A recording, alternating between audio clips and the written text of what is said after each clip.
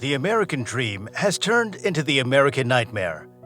The American dream used to consist of opportunities and ideals that were unique to America. Many believed that if you worked hard, then owning a home and being able to give your kids a better future than yourself was plausible. Less than 50 years ago, it was common for families only to have one breadwinner, and their paycheck alone could afford a home, a car, and to send their kids to a college education without going into serious debt. Oh, how the times have changed. Today, the majority of households require both adults to work just to afford necessities, such as paying rent, food, education, and healthcare. With the cost of these skyrocketing, most working-class households under the age of 40 cannot afford to buy a single-family home anymore. While inflation is partially to blame, below the surface, there are other major problems within the U.S. economy. What was once a privilege is now only accessible to the top 10% of Americans. If this problem is not fixed, then the opportunity to buy a home could be ruined for an entire generation. As our friend Michael Burry once said, when housing prices become too high, they are no longer an asset, they become a liability. Many people have vivid memories of the 2008 financial crisis, which was triggered by an enormous housing bubble. During that time, mortgage lenders were extending loans to anyone with a pulse. This reckless lending eventually resulted in an abundance of homebuyers who had borrowed excessively and were unable to meet their mortgage obligations. The ripple effect of these defaults led to a cascade of bank failures, forcing the government to step in and bail out some of the nation's largest banks using taxpayers' money. This catastrophic event sent shockwaves throughout the world, plunging the global economy into a severe recession. One would have hoped that banks and financial institutions had learned valuable lessons from this experience. Unfortunately, as home prices in the United States soar to record heights, there's a growing concern that another housing bubble may be forming, raising fears of another crash. According to Investopedia, a housing bubble is a run-up in housing prices fueled by demand, speculation, and exuberant spending to the point of collapse. Housing bubbles usually start with an increase in demand in the face of limited supply, which takes a relatively extended period to replenish and increase. Speculators pour money into the market, further driving up demand. This definition describes the exact situation that has occurred over the last 3 years. Because of this wild speculation in the housing market, many experts have been predicting a housing market crash, but home prices have barely flinched. Despite Jerome Powell raising interest rates in an attempt to slow down buyer demand, housing inventory remains at all-time lows, and this has created a stagnation effect on the market. New data has also revealed that baby boomers are responsible for the increase in home prices as they continue to buy homes.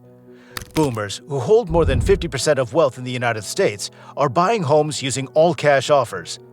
Others are helping their children afford homes by paying for the down payment on a new house. However, boomers are not the group to blame. The real reason that an entire generation of Americans cannot afford to buy a home is due to the Federal Reserve and its reckless monetary policies. With increasing home prices and rising mortgage rates, the United States is currently experiencing the most significant monthly cost disparity between home ownership and renting in over 5 decades. Similar situations have been observed among Americans since the early 1980s. A recent chart, utilizing data from ReVenture Consulting, illustrates the comparative costs of buying versus renting single-family homes in the U.S. since 1970, accounting for inflation. As of September 2023, mortgage rates have climbed to their highest level in 23 years, reaching an average of 7.48% for a 30-year fixed-rate mortgage nationwide. Consequently, the median monthly rent in the United States is $1,850, which is approximately 30% more affordable than the median cost of home ownership, which stands at $2,700 per month. This disparity represents the most significant divergence between renting and buying in the history of the United States. In 2022, the difference between these costs was less than $200, but in 2023, it now exceeds $800. Housing affordability has effectively collapsed to its worst levels in 40 years. Many potential buyers, especially those looking to make their first home purchase, are finding themselves unable to enter the housing market due to concerns about affordability. This has led to a significant decrease in mortgage applications for home purchases, reaching levels not seen in 2 decades. Recently, the Federal Reserve unveiled new projections, suggesting that interest rates could potentially move higher by the end of 2023, implying the likelihood of at least one more rate hike within the year. Many experts anticipate that mortgage rates will likely remain above 6% for the remainder of the year, putting further pressure on mortgage demand. As we mentioned earlier, the Federal Reserve and its zero interest rate policy are to blame for this catastrophic housing bubble we're now faced with. Of course, no government leader or Fed official will agree with this or take responsibility for their failed policies, because it goes against their narrative that they work for the common folk. During 2020 and 2021, the Federal Reserve flooded the U.S. economy with trillions of dollars while keeping interest rates at zero.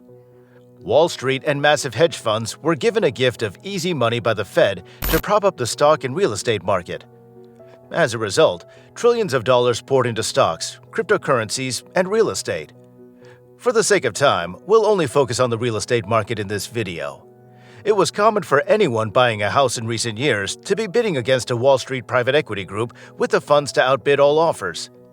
A recent article by CNBC believes that by 2030, 40% of single-family homes in the United States will be owned by institutional investors. The other noticeable stain in the housing market was the incredible rise of Airbnb. With such low interest rates, many individuals would buy multiple properties across the U.S. in vacation areas as a side hustle to make more money. Unfortunately, as the pandemic-era stimulus comes to an end, many Americans are traveling and spending less. This will undoubtedly have a negative effect on the Airbnb market. Falling listings and revenues are sparking fears that a housing crash could happen. But even if more housing supply hits the market, it's unlikely for housing prices to collapse so quickly. If we remember 2008, home prices did not bottom until 2012, almost 4 years later. The current market is likely going to experience the same trajectory, and a decline in home values could take even longer due to the record low housing supply.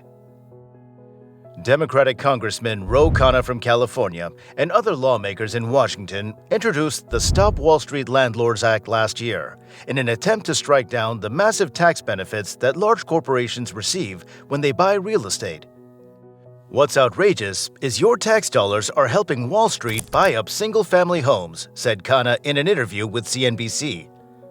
In order to restrict massive private equity groups such as BlackRock, Vanguard, and other groups from buying up 50% of the homes in the U.S. and creating a generation of renters, Congress and lawmakers must be willing to pass laws that make it near impossible for these corporations to do so. As for the Federal Reserve, their zero interest rate policy in the past has been catastrophic for the wealth disparity in the United States. Quantitative easing and the expansion of their balance sheet have only resulted in the rich getting richer, while the poor get poorer. If they continue down their path of low interest rates and endless money printing, the middle class in the U.S. will be wiped out by 2030. Luckily, Jerome Powell does seem to have some understanding of this, and this is particularly why he's been raising interest rates at such a fast pace. There's no question that he's trying to break some large Wall Street players who have been handed basically free money for the last decade. Commercial real estate, along with the stock market, are both facing significant headwinds moving into the latter half of 2023 and into 2024. Where do you think the economy is headed, and what events will transpire next year? Please leave your thoughts in the comments below, and thanks for watching.